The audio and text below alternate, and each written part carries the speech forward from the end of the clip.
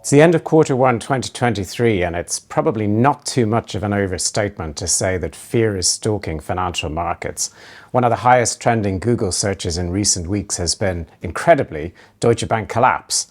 Now, that's fairly hysterical, but nevertheless, we've seen the collapses of Silicon Valley Bank and Signature Bank. We've seen the shotgun marriage of Credit Suisse.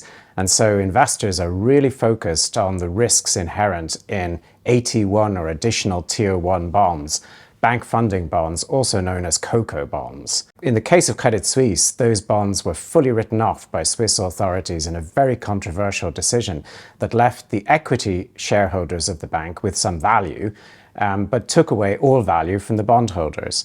Could the same thing happen in the EU? In the case of a resolution, the EU authorities have said no.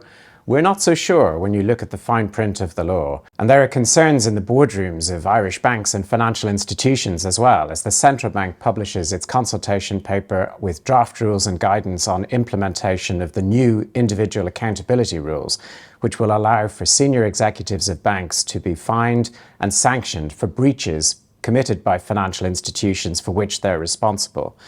We've been looking very closely at the consultation, and we're particularly focused on the issues of personal liability and exposure that affect senior executives and will do to a far greater extent in the future. Senior executives of financial firms need to stay focused on the day job, and one of the main challenges affecting global financial institutions is digital transformation. The EU is bringing forward a major package of reforms known as the Digital Finance Package. This includes important new rules on the regulation of critical IT outsourced service providers, and also on the regulation of artificial intelligence as it applies to financial services.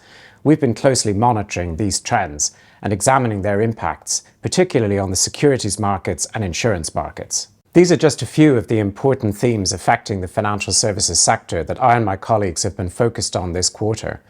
Others include the transposition of the Credit Servicing Directive and the large claims that are being brought by aircraft leasing companies in the Irish courts for recovery of billions of dollars in compensation for aircraft wrongfully detained in Russia after Russia's invasion of the Ukraine. So if firms would like to know more about the key trends affecting the financial services sector in Ireland and in Europe, contact me or any of my colleagues in our Financial Services Sector Group.